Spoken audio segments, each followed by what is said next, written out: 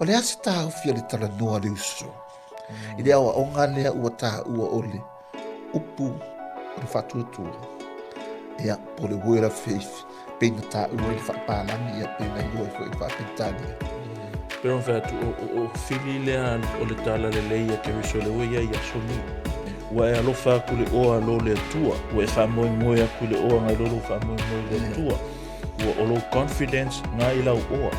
Not in God. Ia lea pese ang salan mau oa. Mau oa. Ia le ufa. Aku ia la ia mau oa ma le a. Ma le fia mau oa reske siang. La ia ele chance mwhainga mau oa. Ma ia mai. So skoi nā mai a whamea mai ki apo. E sa o lea ma. La kloe ma kaspo lea Yesu. I le koe whiwharo mo isi. E sea. Langa i le mau oa isi si. I le kaspo le kera ka moi. Ke koe while rau kone. A le lo o le oa sili. La i le kaspo lea. E maa e whaola ina lea ngang. A le kaspo lea. E kere koe mai ai. E kere koe makiwa. E si me mau ai. Ngā lo makiwa ai. Ma e mai ai. If they promise things they can, that their gospel cannot do.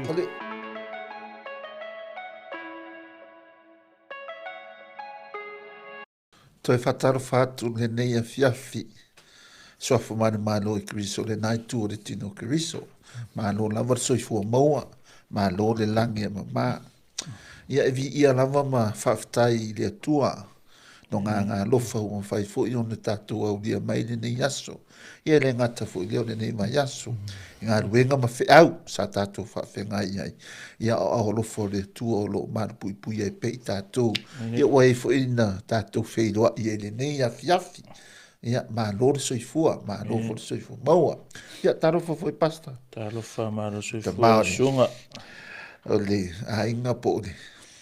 Aluenga Grace Recipient.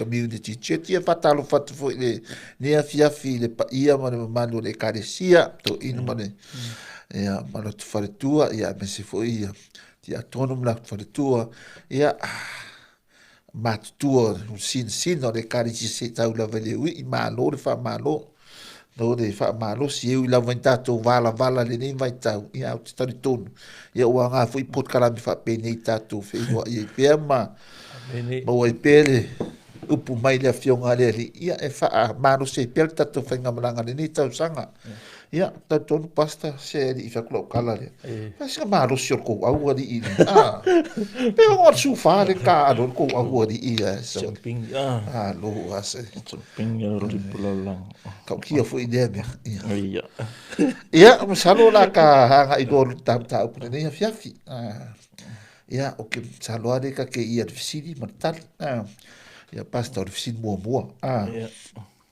O le ase tā uwhia le Talanoa le Uso. I le awa o ngā lea ua tā ua ole. Upu o le whatuatua. Ia po le wera faith. Pena tā ua i le whapālangi ia pena i lua i whapentani. Ia leli. Ia o le tuainga, o le tala inga lea, po o le sa vali lea, ia po le aonga lea ua whaisi ma alosi te lea e mai. Pastare Word of Faith Movement. U whamakalasi wha upu e kasi. This movement, it's really a distortion of the truth.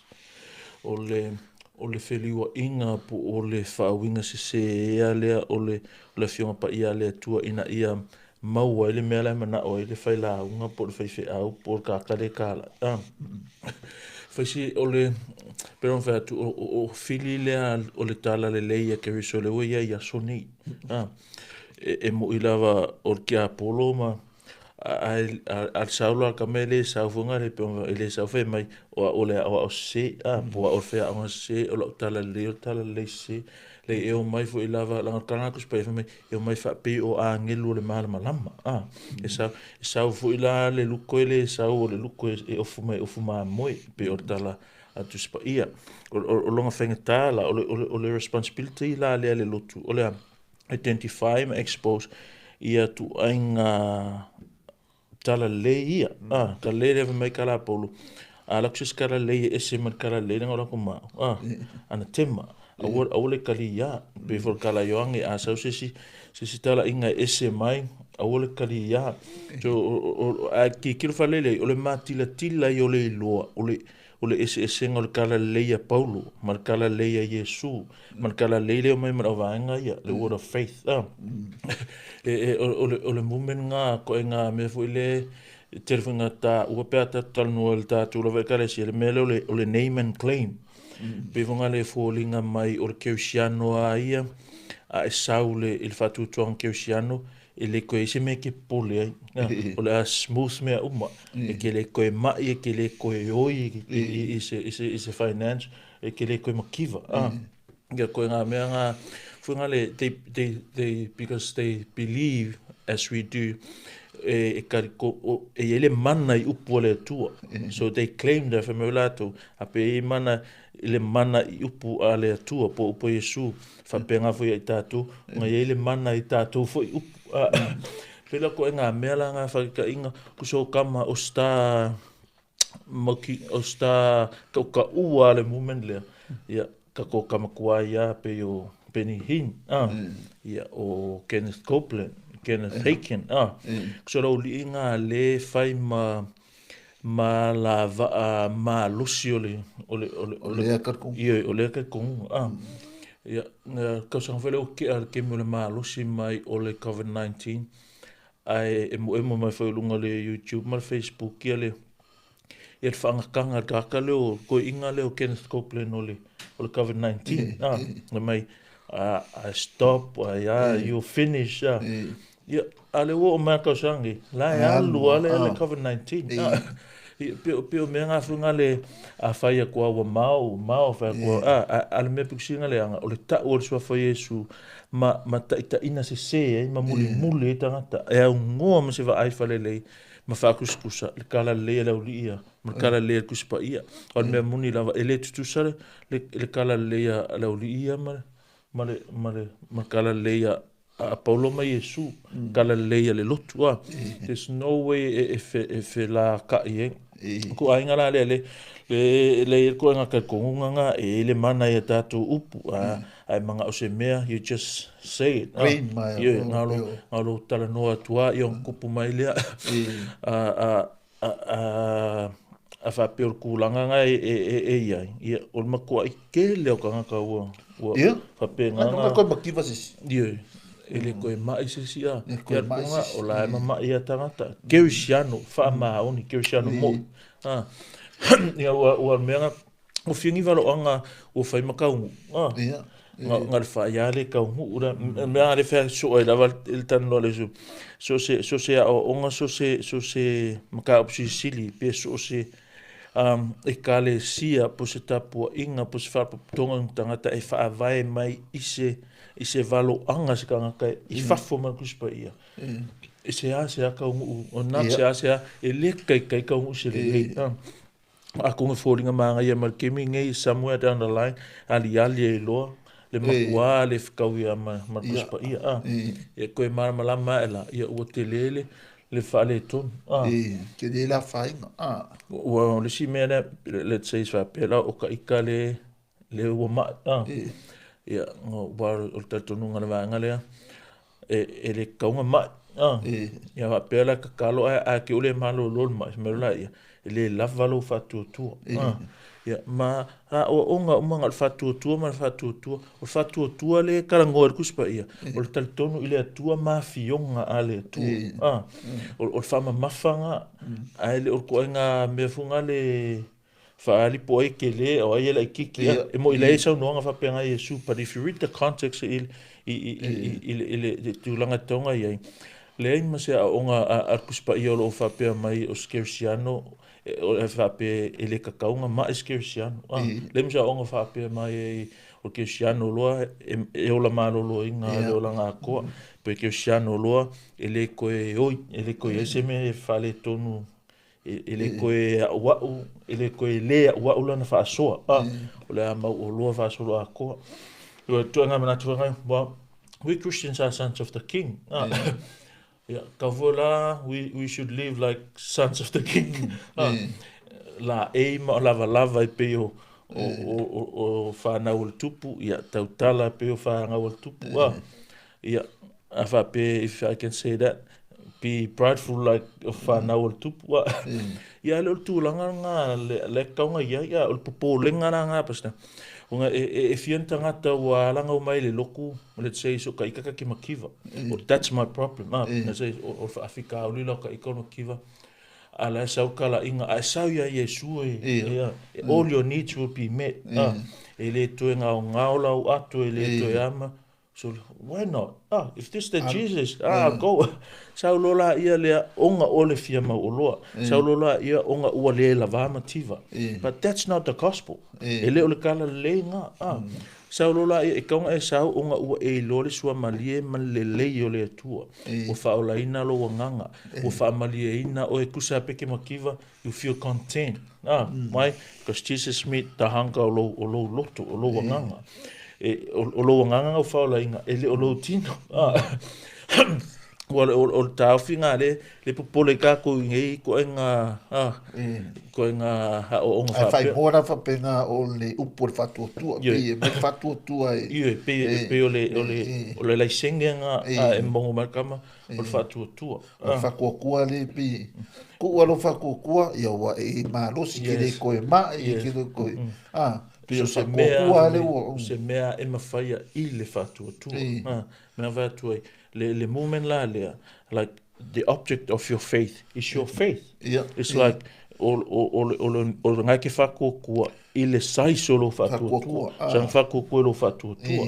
A kere o whatua tua I le tua. Object leo le tua. Ai whatua tua vela le tua, which is o le object o le whatua tua nga. I le motive ese se. Ai longa sa o ngā mea e tusa male au mai a tuspa ia. Pera o kulanga ngā e popole tātou ngai ko ngā mea wai mwhaianga o whapea ko le word of faith. E se sere I loa. Se sere atua la o au. Se sele I loa la I loa ai. Se sele le upole atua la ke claimina. Se se ai ma o onga. Se sele o langa la o lai onga o se se o le taita inga le a. Sele I loa. Sele I loa. O le mesidanga ka ore I loa. Wanana whakoko ngei whakoko. Longa o le se le kua le kau whakoko. Le kua le kau ke lo loa. Ala ka whakoko e. A longa la fōringa mai la whakoko I whakoko. Ia ngā nuanua le whakoko I whakoko. Wa peo mea. O isi practice depends I le I loa. Sa o lau so noanga wa ke le loa le mea lai loa kaka se iwa ngā o e wa ai le whainga o le o langa. I le la unga whai mai le a onga whai mai mai le practice la whai. Whether it's in the church or langa personal life. So sa o lau so noanga na e whaalanga umalawa I le loa. A pela se se le loa. Me whunga ala inga se le me le ua. Onga o se o le loa la. E se le gospel la mai whau whau. E le gospel ngā le I o sa lalaka mo fai ke leo whakokua o ngā moelo le mea. Ana kiki lau whakokua e o lava lau whakokua. E o le mea, e o le idoa ngana i dongi kako pe o ngana o whakokua a kwa kalu lau mai ne mko ke lea so whakokua. Ia a whai mai ana au ke aia so rua o ngā e ki koe marosi. O le whakokua e rua so le ai. I o ngoro le whakokua. O ngoro upu le le whai mai i koe ngā ka inga le mai. Ia rua so kaunga au ngā ai ki koe marosi. Ia la no whakokua ko ngā whakokua ne. Ai ko kongo I ne kua le kau ki kakalo ia. E anga le li mai ngai o wha. Ma wha pepe po resi kunga ki kilo koe ngā taika ia. Eva ai e lai I pela tunu ue e whale tonu le tama ainga. Peo intia como peo Felika. O kai e whika I kai I whiki fōringa me kama ainga. An makua mativa.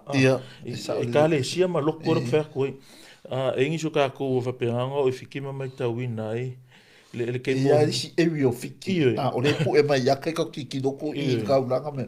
Ai si pitonu o whiki makua. E le whakusainga ka ko sa mo. Inga whai merisi ali inga o ia la unga risi loko me kisi inga makio mako lua. La lau ka sa salu ma whaile leo ka lava. E la kunga. E ngofo lungo le se fola pola me nga ka kopol fola pola lunga o le pala not sima not o le pala ngo fola le lunga ia ngai apa ku lunga o ngai la unga ale pule ka mo o le loku me kisi ala ke ma fa me kisa mo ma ngai fe la fio kasi sa la kula ko nga movement le malau kala lelia yo la ke fa la inga ka ale so ko nga me nga o sili la en ke siango le lokunga lok fikiro kara ke siango genuine Christian they are faithful Christians me nga ke le fi ko kala lelia fe me le ko ma ki va fa nga wa a Yesu ko ke ro fara kai ka nga lu e fa le ma sa nga lu nga po le ala var se ding ye le se fe mode mo me yo fo ai me va pe yo okla ka mo yo yo no ko fa se nga ka o le ala me ka o fia i a pe nga ke le me ko nga me fa pe o le do ka ko se le no o le po nga ko nga me fa pe sa o le po me nga ke po le yo o le ka me ingole el pokola full valley it's really sad pangale o tulanga ngale ya o e tonga mi ngoi fe se mei o le lotu ale tua o pastor si lu fa fe tulanga le pe o na fetara ye Yesu de kusi fo ngale ara o fai evangelia e fai no fier ka mela ona sa watu ile pu o le au na i lo le mau o loa e sa watu i le malo le fetara nga Yesu le Mateus fluiva lua fa so me fa pun va pe fai no fier ona o iatu o se ka mela ile pu o le au a fai ngata ile mau o ile malo le tua ele fa pela ele anga le mau o ele ponga le isu le I o le salvation ale a fe ile upule mau o I so ele fa pela le anga le mau o le wingo sa no anga le ona o e mau o I o la fa lango ilo la tu o loa ku so pe on fa ko le isu le karango Yesu I o salvation because o kangaka ye o mai malo fi mai they think you can earn your salvation. Or melale ka fa ko Yesu. No, you cannot save yourself. Whatever you have, whatever you do, ele lava. You cannot be saved by merit. You can only be saved by grace. Maro kala Yesu e fa ngo fier kamela. O nga sa o le pu le au. Vai le au o le ngila ma le pu vonga le kui ele bulu po le filo ska mai I mal kamela ke le Fai lo karanga Yesu mero kara ausu. O ia fainga faulainga. Ia ua kalanga fai me lo Yesu munmuliang fai me. E fainga ka il kangaka, ele mfai kangaka. Ai leise me fainga tai le tua. O le winga la kara Yesu le ka ua le mau ua I la peua kau makaleanga I ngai kangaka mau o loa. Pe on va ko ele le anga mau o loa. But ole mau o loa funga le ua faalango lango ilanga oa. Ua e alofa kule oa lo le tua. Ua e fa moe kule oa ngai lolo fa moe le tua. Ua o lo confidence ngai lau oa. Not in God. Fai melo la kala Yesu. Okay. E fai ngo fia aku. Ile kamela. Nga sao ile pule au ngai lo le mau oa onga sao atu le malo le tua a koe kua se fia sao impossible ile mau oa onga sao le malo le tua impossible for ile kamela onga sao ile pule au onga ui aku le pule au a me gara su ele aise me whengatai le tua so tato mafaula i ele se me fen ele ma fainga fai impossible but ele se me fen tai ile tua mo me so okay a fa pelo fa inga nga ele sa ma o fa pe foi onga fainga kai se sia kanga sao o ila se fainga sao para me fai le camera nga pula al ma o ele fai me rola ia ngo inga it's easier for the camera to go through ngai lo le ma o nga ma rola ni mo la so okay so ya ole ele ala se sem feng fa la inga which is or kari sa ele se sem feng fa la inga ia te ia lava a o Yesu usala al ponga le kan fa Yesu mai I ele ma fa se tasi onga fa la inga ole verse la refill salvation.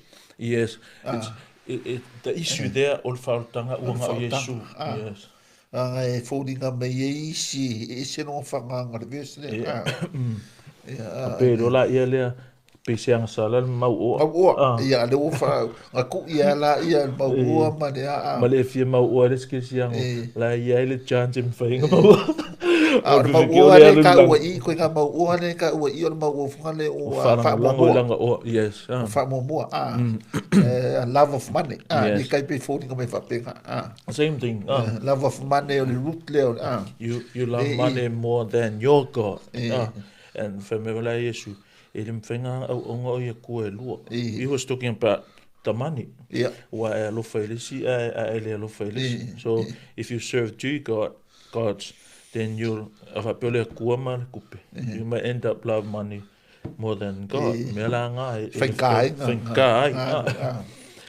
okay mai ai fa pe o se me le anga pe ang sala ile il telo le tamau ainga the conclusion no le titilo le context o le mea o se mea ele ma faina faistanga yes it's impossible e fa ka fofu e kamela le talanoa e ma fai estación fai na o le tu kai pe fa mene nga fai Ioane ya vai fu alen karongo ma Yesu le fai a nga len karongo ma Yesu to temo e Fesili ele do ko fa finga fa it's the same thing same thing Fesili ia Nicodemus a kalme Yesu kalme me ele ma fai Nicodemus na fai ave mai on fa na for win you cannot give birth to yourself the same thing here you cannot save yourself a fa kusuka bele mo ko fenga ka ia nga Yesu fenga fa ia mano past ia on fa hanga le funda lo fai mai o mai malava e mai malti ti Apollo mai so skoi na mai fa mai mai ti Apollo e sa ole ma me so skoi na mai ia e mai ti Apollo megi o ma e sa ole wa kuara po le ko na mga ko kere lo pesa o kala ko nga mga fa va ilungale ole simply means ele se fa vai kala le fa ka nga fe me kula e pa mo li mau le fa vai this foundation fa fenga kala ia mai lai kala kuspa ia e fa ponga ia ki Apollo mindful la o ele truth le ele sovereignty o le kua penga e me il fatananga le tua il me mo la se kalanga me o mai ti Apollo fa felle pela a Miriam le kufinge o Moshe Aaron ka kuspa ile ia o le tua nga faia e sa vela ia le papala sko ngo yop o ainga fai o le tua it was by God's allowance nga mfainga na kupulanga mala ia e o foi la ta wasonga le yoang e iva fai po tolo mai ile fai po lua nta nga iva fai me kala la uso ia Yesu o ile ang sala o le ile po nga maku ama kala Yesu ele o nga maku po nga ile ang sala nga fai le nei me nga ia fai loa ile manna o le tua ben kama ele se mai nga mati Apollo o le mai nga fai ele tua i sila fia ele tua e ele kemi nga fa pu la ele ka wasole nga ia le lo na mata tia me ala nga kau nga va esere ma fau fau ka kamera mele ape o mai uma a misela le moment le le moment le word of faith pe ona ese le biblical base o fa fea ia fa fea ngai fai au fa ma ungi lau feo ki ongo mai lo inga ole ke siang mo inga vai fa tutuang lo inga ele se ke tu sai ma o se le ma fa mala onga fo ngai wa e ye te me fa tanga ele tu mai o inga ia e tato e kama longa JC Ryle one of my favorite theologians, one of my favorite author. I felt kind of happy. Health is a good thing, but sickness is far better if it leads you to God. Kusa o le ola maloloina e lei o kei e mangai e le lele ola maloloina. A silia kule le lei o le mai. Pea whape o le mai le ngā ki tā inga oe i le atua. O le skaka e o kei a e le ke mantua le atua. E le o se keusiano e le loku. A e mai lo mko i ki ngā inga wea kula au. Ke e ala i wakalu. A e le masangi ma le atua. E wingara ngā kala. Health is a good thing, but sickness is far better if it leads you to God. O tūlanga e kauma kala wikako, e leo mai uma fo i eleanga. E mo i le experience e ki ngā, le se fia mai. But e ke me serve ai ele mai, ele better purpose, which is it'll take us back to God. Ma fai unga manatua e ole mea fo i lea ole, kwa me whangalo ua e manatu, e whamanatu ia ki pea e mai o le tuanga whai a ua le tua whai whamarolo inga e a whape whi wasi linga konfiki o loa mainga ia whawhakaileri whai rara ka la polu o loa ke riso lea alo o tiolo manuia. We have nothing to lose as Christians. I'm not saying que le whapea ngai whape maanga ia le mai whape kaukarsi ike kalu whamori o ka mai ka no one do that because it's a bad experience ki ngā o le winga o le tala ile ngā lulu ayo ia kala lea paulo ile valulua valu pasa o mantua mai e ngā lulua mea uma mo le leo e lato e alo lofa i le atua e o lava la le mai e work mo le leo ka ko e alofa i le atua why? Because it takes us back to God. Ora si me ele ia ile teime e mama e vuga ko le atua e menga anga mangkua e le uri ia fai pau ia okay ka inga per kalanga paulo le fai a Timoteo fa mai o nofo pe e rato i Corinito a o tofi mo fa mai na tu ua o ia e au i me leto o mai me ia paulo leo o sa ku ai pe ia eskamo tofi mo o le menga o me leto ese langa lai mai kusi vai paulo a Timoteo le scheming of fe mai o to e inu le vai a uli o nga o kala la fe mai i le fa perkangi fe mai fai mai ingu se wenga fe mai o ko ingu vai a uli a ingu singa wenga i titi ona o lo manava ma lo mai e tupu so e mai ke riano de fa maungia i le kala mai vela ia paulo kartia fasu ko mai o to lo fo ina o fola ana mo le tala le leia te o to ina ua vai lo tino mai paulo because of illness I firstly preach the gospel to you longo winga ava ai le sovereignty le tua I apasna fa ngai le mai le longo fo linga mai anga le mai paulo I ele se vango e la ngai le kala le I so pole mai pole malolo ole fōringa mai whungare se ilonga e marolo a leskaka puksinga kaunga fe kau er kala le pio polo o Fesili la pasta wale fōringa mai le Fesili mai o mai uma longa la ele o mai uma ia o le sila mai ngā Fesili le pa o kitilo mena ia I leilangi mai ki apo according ile mele o tato loa ile pule for instance le kala le ia yopu e iai ina ua whaatanga le atua. Wan mea mo ianga ngai kupunga I yupu. Me kala le atua. Pule o isi mea saulula I ol mai. So the question here, o la sau el mai, sau marki a polo. Ai sau inga ua ale aue le atua. O li nga fo I le kua kawai ngā le kua karamo Yesu le karamo psakangi. Pesa o le o mai kaur kala le. Le atua masa. Le whako wan mea I sa. Me kala le atua. E ki kango I mea accept his life. E kere I kango I langa ola. Pule oi I kuai ngā whai ngai whai ia makua I lunga ngā leanga whai ia. O le whanau. O le ava. O le oa. O le oa stoi. Ia mangu ia sa. E o ia ngā wō. Usi mā ngā wō. Ia onga o le whatananga le atua. Ia ar ki apolo ang whakau ua. So koe ngā mera ma whau malisi mea draw back I le keimi o le fōfoanga ina ua sauleanga sala le lang.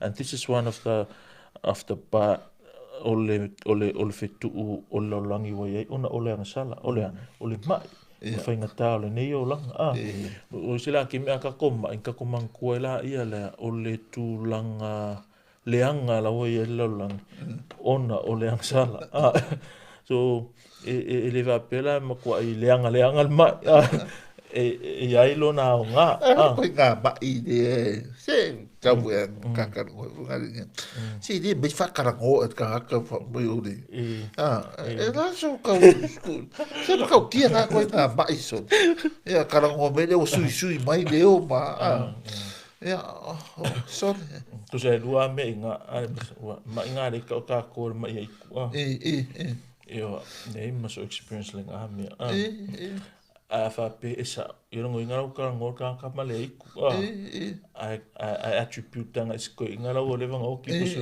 ko ra yo no inga ka ngor sa ma ki ha polo inga alo ale ka la yo la ole vanga mo inga ka a pere langi no nga ya la ole nga ar ki ngora ku ma ale ka la le ka ngor no inga o ki ha polo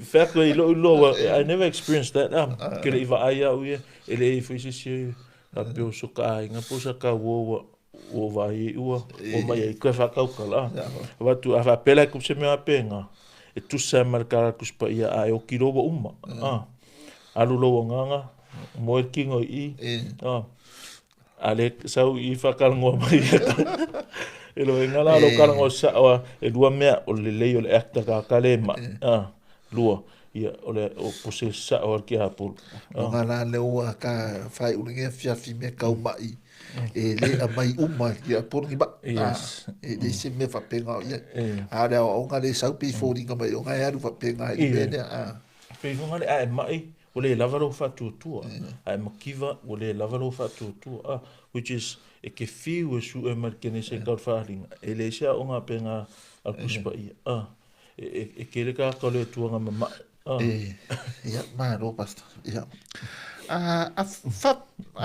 fa pela e fa pela fingata e fingata le mau lo ona sa watu le mano le lang longo winga la e se la le kirisiano le e ono fainga luenga e faisa na pisinisi ina ia mau ai ana tupi pe fa pe vongale e finga kare mo ulo na sa watu la ngala le ka e de kaula ki siamo fa pisinisi pe sa ongale ola so ko la de kula wa e tu sai marcala le word of faith marcala le fa kuskusa mai ina laido le o kala Yesu le faile ile mau pe fa tu polenga inga fa pela le skaka o se me le angale le tamau a inga ele se o fa manu yanga ale tua ai le ka uma foi ave ia le tua le fa mau inga la kala le skaka fa inga luenga le olanga ako fa inga luenga ki nga inga ai le utamau a inga al tino au le skaka o ia le me alo fa ia le tua e loa fai pisingisi mai loa fai tamau so la isule e le ma se le anga o le fai pisingisi le foi se le anga o le mau o loa ai o le anga le e ta ua o le mau o le kuspa ia onga ua le tapua I le tua o le mau o nga lai le anga onga ua le kapua I le tua o kapua I langa oa ua alofa I le tupe sili atu lo le tua Bela fake ka inga o mo kersiano am fayanga e mau o mai kersiano fayanga e mau o mai lau pisingisi e tusa ma kapula ale tua pe fake ka inga laka mai ya o le ngaluenga nga sfulungo fa pesfu fa ile fingenga o Lydia ve mai o fa longo mai fo ia te ma tole tasi fa fine o matau I le tua a maka kuspa ia o li tia le ngoa o le fa tau I pa uli that's her business that's la business nga mo ia kupe fa mai o tua tira lo na nu ua tatalaina e lea li ilona loto ia nau I upu na tautala I Paulo. Wa upu la kaukala I Paulo. O le tala lei, no inga. You can still be rich, you can still have a business and love the things of God. Ka me o talaina lea tualo na loto, ua nau lona loto I upu e tautala I Paulo. No inga. Ole kama a inga le le lei, ole ma oloa le lei, ole ma oloa funga le ua le matala loto I le atua, ua le ise nau I upu e kaukala I Paulo, I le tala lei po o le kuspa ia, mea vakoi, e le anga le tamau a inga, ai le anga ia le ua wha tamau a inga ina, ai le loa le atua, o sa ua ngala ua ilo wharangolangunga, o ngala ua iaila wha mafa, o ngala ua iailo lo wha moe instead no wha mua foi ne instead o lo wha moe I le atua. So e mwhaila walaonga e whaipisingi o loa ma e au ona I le atua, because the issue is not having money. The issue is making money your God. Ole mea ngā le I. a vea tupe mo lo tua. Yes. O le word of faith la, le movement lea, e fōlinga mai a e makiwa la, wa le ia te oele atua. A mwhaianga e mau oa, ia te oele atua, mwhaiwanga e makiwa, a ia te oele atua. Pe ua equalize fuanga le, pe fuanga le o se mea a tamau a inga tino, ia, wa alofa mai le atua, ia, a le tamau a inga tino, ia, ua le alofa mai le atua, pe a ola malolo ina, wa alofa mai le atua, a e mai, ua le alofa mai le atua, o se makua le alofa ngā kuenga a onga, ia o mai lola I o tangata makua la o mai kupe, kumun farsai ka ngā ka hou mai, onga o le lefi mamai, kumun farsai ka kai o mai, onga o le lefi makikiwa. No knowledge of God, no love for God. They only want to be rich and be healthy. Ioi. Fo wa kupe fa pe alofa mai mau loa. Ioi. Ia pe mau e pisi. Ko ngā pōr kakala mau loa ngā pisia. Ai makiwa, because God sees the heart. If ai le atua le lotu, lai lo lea le atua kaka mwhenga still dinga, I ta maa inga, and still love him. I love le akor kaka, pawala le me ngakail, e maa losi o langa kausi o loa. E le sanga, wai lo le atua kama ia. Le lei mai a ngare mau o a wakia inga whakanga. Mau o a ko sa selu. Ngare mau o a ngalo Yesu. So God knows what he's doing. Tu sai mare kulanga kaunga ia. So it's sad how things go. Fai ala si fai ki ka le fu ia o nga so. O kulanga le o ka ko ki do koi. Le skoi nga strategy fu nga le mga ai fai ile le nga venga pe yo le ka ma fai si ku fa pe ia ku moila nga ako ai ti fit pe o le mea le sin ka o ke o le do la ma ko ia fai nga le do ka ka le la fa si nga le do wa ese ka la le ne la o ka o le mea le ka ke o vai nga ia le kiren ka o e tangata o prosperity preachers or motivational preachers. Like you're just motivating people, motivate to give more, to give, and then prosperity preachers nga pe mera io penny malvaenga you plant a seed, you plant a seed of $1,000, you reap like tens or hundreds of thousands. If you feel ka fa longo me o lesi o fisi o farang longo mai pastor lesi pe o le mea nga o isi me I loa la va nga ia they always speaks of le mea le o le ola fifile mu le lei pe nga I loa nga ia te oele atua don't totally wipe that out fa pe le anga mea nga ele le anga but if that is your gospel, that's not the gospel la ma ole atua e preach e wala nga la ukala a fa pe o le ka aim le nga luenga le atua o le fill up our church fill up the building and make more money. We're gonna preach this. We're gonna preach the same gospel. Oh, yes. Why? Because it's bringing more people than the true Oi la gospel. le fia sau pe ula ngai ke sau lo e maulo. Iyo, sau maulo, sau e ola malolo. Oi la le fia sau lo ko lo pe fa me ke sau lo ke fa ke maulo. But we're not going to do that. Why? Because that's not Paul's gospel. That's not Christ's gospel. It's not the church's message. That's why we don't do it. So, o to filanga male vala au ole ekalesia. Ole loa le ole tala le o kulanga nga le wai. O nga ia fa pe se ka we pastor wa ai. E ye ska fa pe e fi ke ni ko nga fa la nga. Ko la kula o ko se va nga fonga lo tu ba ia kai pi fa ke kai nga o se ku fo nga le ko sa o le ku. E pi kai kai. Yes. Sorry, o fisa o ile ko le ni mana ko sa. Ia ma ko O fa ngale ko sa. ngale kua mauloa. Mauloa ala pa Ngale fo. kua se fu marolo inga. I Ai kua lo ro e fala ko sa le ni. E ke ka fa kula sia ku me ai lo fa lo wa pa wa ko nga ko la ma fa ngai. Le mana tua in numbers ia le kele. There's way more times ngala nga ia Yesu ile anga sala. Ngai lo le alofa le tua. Or just the same thing ka unga fai ele lotu yaso ngai. O peu fefe ia fefe au ela nga ile anga sala. Pela wa ele avea lo wanga sala. Lo wa mio le anga. Ma me avoid ele me ka unga fai le lotu le tua le. Teach the truth about sin, about the wrath of God. Kele fa longo se prosperity preacher kalango ilang salam male to sala tua. Matu inga nga mo le olanga. E le ka ke ngo I ka manga. Kele fa longo fe la uli le ka kalango le word of faith movement. Kalango ilang salam male to sala tua. Love, prosperity. E fe wa ia I vale. Motivator, makumwa kaka mai loku, makele aku pe loku, grow in numbers loku. Fesili, how many of these people know God as they ought to be? How many of them love God as they ought to be? How many of them feel content with God as they ought to be? I think kokela la ko lele yan.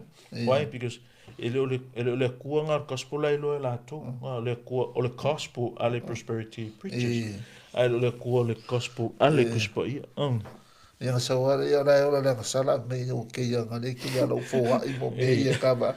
Ala ia la sala. Yes, you buy your service. Wa pe o Fesili fonga le kusida le fe mai ia. Ka ki ola pele sala ke le loftuno. Ia ko nga me nga le fa ila ka. Ia ai ola la sala la ia lua. Ma ia nga le ki la lo fo I mo me ia ka. But we ta nga me one of the things like kua ia le GRCC ia makako friends kako pa anga fatasi theologically ile o ngale femole o ngasele mele once you save you're saved. But we just can't deny the truth so kalanga kuspa ia. Ele se meka os Cristiano nei ele Cristiano tai au. Paku kau derail like kiki kala onga e ta wole me nga ile fa alongo mai atangata but once you're Christian, you're Christian. Ai fa pela o se license nga e pule o fenga lo langa penga e pule o fenga lo langa. Sorry to say you're not a Christian. You've never been a Christian. O sa o ia wa me nga fo ngane o ko nga me happen I ka dio Yesu. Wa ka dio fo ngale fa o ka. La sa o mo fa pa ye o si va nga pe a mong ia nga ka Yesu. Ia sa ola me le ola fa pa ye. E ser ko nga o lo la nga nga ye ni ala ia. E fa fela o resort se fe vai ka ko. E le fa pe fa pa ye nga sa ola mai o fa pa ye nga me fa Yesu. A resort da nga fa pa ye nga le fi ki do ye. Ia sa nga so le ia le ola le ola ia ka fa ia si mu de le fia fia. Okay, basta. Asia te tau wai ona whae loa. Ma whaari lia E se le tu a inga tala inga le. Inga lau kala inga le lu wera whai. Ia pole upor whatua tua. La me ka wing whaaria. La me ka wing whaia e se le ko inga kala inga. So me mua pastor, we are aware, be out kako loko mai kako, we are aware of our insufficiency in terms of knowledge and life, in terms of understanding and practice. But ele averanga le meanga ma me e ave se responsibility ale lotu Kirisiano wakaika inga. This is our responsibility as a church. Olea cut the truth. Wa au mai ele tua lana upu lana fionga pa ia tātou te tausia ma leo ina. Ole whaivala so se leo mamui. E long se leo mamui le leile mea lea olo va ai le lukola sa ua ala e ula lau skama e fasavili. O le mea kaon fai, that's urgent. O lo mta fai yoi le ngā, me kala e su o leo mamu lei, e lay down his life for his sheep. Ko mai lola e le tūlanga le lotu, so se leo mamu e so skai kai, so se alda i kongo le lotu, o langa mta fai yoi lea, o le leo, o le lafu mamu e le tua. How? By identifying false gospel. O ngor kuspa o tala leilinga o mai whemea kala Paulo ia Timothy o mai, it keeps as the pattern of sound teaching. O le meanga kaunga iai whemea kala Paulo, you heard me. You heard me nga e whaalongo mai a te au. Mai lola ia leo kala Paulo, na e whaalongo mai a te au. Ia e tau fia ili whaatua ma le alofa ia Yesu Keriso. Ia lea, ia upu nga ukaukala koe ia te oi. Oa upu. Le tala leilea. Ngo inga la, o le mea tauna tā ofia tātou ma leo ina. Makara Paulo i 1 Thessalonians 2:4 mai ape ta i whaape ona te tau i le whilangalo lea tua. Mai lora na te tuina mai a te i mātou le tala lei. It has been entrusted to us. Ilea, the gospel. Longa winga. E te tau ona pele ia i tātou. Te tau ona mata i tūlele i tātou. Mata ofi mau. E whaapea fo ona mātou tau tala tuai. E le ina ia fia mai tangata a o lea tua. O le tofu mai o mātou loto. Nongo inga la, o vaenga umai e ia le kau whinga o kala le. Ia la unga atu ma folofolo atu. E le whaapea o whafia i tangata. A ia whaapea na ona fia mai le tua. O le tofu mai. So, o to tele la le, o kulanga le iai. O tala le leilea Yesu ma Paulo. Male au apostolo. It's not wealth and health. E pe o le word of faith movement. Alu se fafele il kulanga le, you try that gospel ia tunu umatistiva. Ala ku e la unga ku ultala leilea a sa Yesu ke the whole nation will come. Ai alu inkia bia permerenga o mga makai lisia li ile ngalu inkia fa lele aku le private jet la unga millions came. Ai li fa penga o fu nga kokong. Kokongi marfia mau oa, kokongi marfia malolo. Uma ko sora o kamerang wa lele ko sa mo le ukakupe ala mama ia kangaka. Lai le o whaola inga kaka. Ale whenua mani. Iyo, ale wharaua i private jet, already a millionaire, and he got more money from poor people. So whawhenga lai whioki a kaka, mama ia ma whioki. A whienga ko whakirisia ngoinga. I ngā, we don't know. Why? Because the only gospel can save life is this gospel, that true gospel. Not the prosperity gospel, the gospel that can save the power of God. Le mana o le tua, le tala le lei. E alanga te tau o ngā whaeloa ma whaaliat. E alanga tau ngā iloa ma whaaliat. Le anga ua tele le whaseina o tangata. O le upula ko ame vanga le fa. O ko nga me fa pe o Pasifika o mai ka. Oi. E mai ia me uni de sa. E o sa mo. E o ko mo fe ka leo fe a vea i na. So le mo ka ki nga ka so. Se lo foi nga le vale. So le va ko. Ki nga ka so le. E al me na ko. E ka le ma bla mai ni se ka. O se fo na ko nga. Whawhawhanga ki niwa le leile upo le. Kona karunga le. E mamala mai le anganga. Ai ala inga mama. Oi, pe whapinga. O le si skailinga kama. So lai lunga stage lai on the service. Ai vili mai iskangaka po se lako fan po se victim o lako kale kulea kakale key speaker, everyone in the congregation listen afamkala ka o kakale, oh, you know what, I got this much in my bank account because of your prayer. And okay, if let's say, well, I don't believe in that, but let's say that's true. And then another question is, what that has to do with the gospel? The answer is no, nothing. That doesn't prove anything. That doesn't prove anything. Ele loa se genuineness, mas se authenticity, mas se authority, all the gospel there. There's nothing to do. Yeah, but still, that's a line. Ola a pe on fa pe vola sa ola le me ala me fai. Ke lo ale se motive in the middle of the service. I fai nga ke fongi. Yo fengi lok wo fengi nga ke fongi. Asili. O le si me ngai me la mai ngai. Yo le sit le ngo fot ka ka. La wo uma la ko do ka ka ye wa fo le number sit. Ye fa kumu mo lo ngo pe lo ku ye ta. Ya la ya dua fala o mer sit fia o ka ka le. Ye pi o fo mo fa fi ngai do la. Aha ka ka tara patient me mai. La fo DJ. La fo information mai ye o ka le Ioane Pale le ngo fo mai ni mo. E alu wa me fa ku ni mo. Or kakakara ko foi Ioane Pale ia sau amba ko na mo avelo kai mo e wa uno ke waku e kokongi ora que si isu mera ko si ia sau ko for limo a kara ko na ko for limo van ia no va o limo ka mai e eu Ioane Pale and something happened ele men ku fa penga ele men fa penga ni wala ko ia ne mo mora ko screening mo ka ka le du ma ni go fo ka hu fo ngane a de la ran na la ko ia ai ngai ka i ku a fu ngani ka mai ia ka vala ula ia sa fa pesa ka kan ku po me ha penga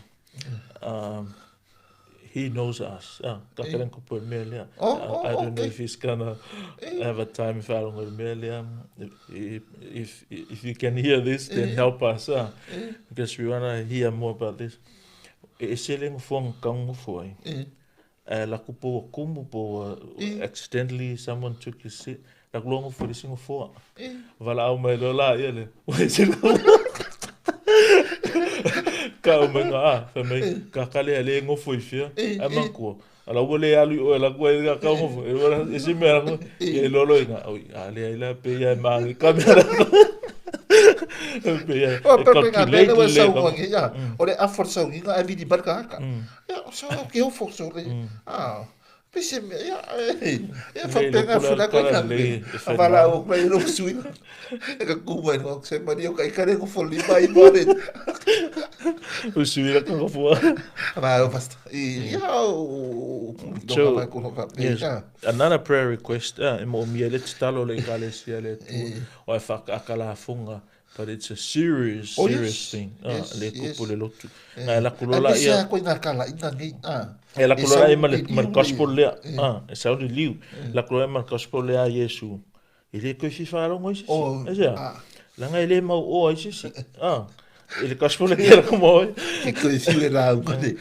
Ale lo ole o sili la ele gospel le e mal e faula ina ile nganga.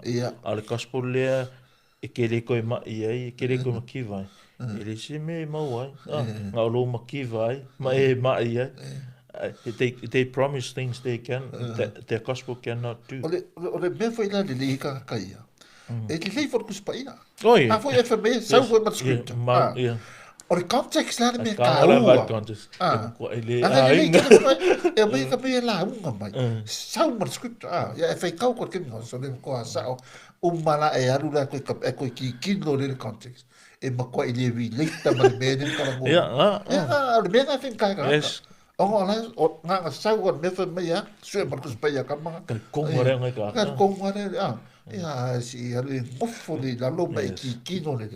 So le ia peila ko nga la mo fa me fa ka nga le vesa ka ko e ma kwa le ai ma se pi ka nga le vesa le fa ka nga e se ale be na ka la ko e ana ko ko so me ka ngo me fa ka nga ia nga lu e u ko le e mo fu e ka le ia ko fa ko fa ka su e le se fa ka nga be ne ka ngo me le vesa le e fa pega las ka le uri pe fo ia le me fo nga si nga ia oi la si pe ko kus pa ia le me la su ai fai ka me de vis ia o le loa o le loa That's right, man. ia basta pe ese si vai na ko wo maku ne ku ia pe ese me ki ko fia fa la kele Le Talanoa le nga pa me feftai fu I non ta puta fa so ai ia al le fangfangunga ia Talanoa le Uso au na le tua ia mata ita o le lotu Kirisiano le tua I nei aso se na sei lotu le tua so se kale sia Kirisiano ia ono tatu matala ia matutu fatasi le talo ma le sa ili topito o le tonu ma le moni o fionga pa ia le atua ia awange I whavalea ina ia le lafu maa moe le atua ia la ngona maa moe le sufonga Yesu I taimi uma e tala e lang kusipa ia ngai awange I mulmuli aku I se leo se wala mea mongi ko kele ngaka o mulmuli le leo se onga ukau le langunga le leo maa moe le lei ia e alo fangia le tula na lotu ia le tua la responsibility wa mai I tato taitai ia ma fai fe au ma fai la unga o le upo le tua tuno kalesi paule pasa thank you taftai mo o mata upu fa Talanoa ina ia malua fa fai fu mo na fiafi pasta ko se fu le fa manga ma le vai no fu ma tu fai no ma le fol no lo na fio ola le nei fu ia fiafi ia o le masanya le le tua ngaru fai ia foi per malosi ia tino la le fa sisiti de ranga ia na fa manuia pe oe tu na e a wara ngaru e ina fo ia le finga ngalo le tua ia o te taritonu ia o le fai unga ngā o le tātou por kalamele nei ia fiafi ia whamanuia le tua I lo loto tātou toi whera e whai vas fau ia lofa o le tua so I fua mai manuia nei ia fiafi no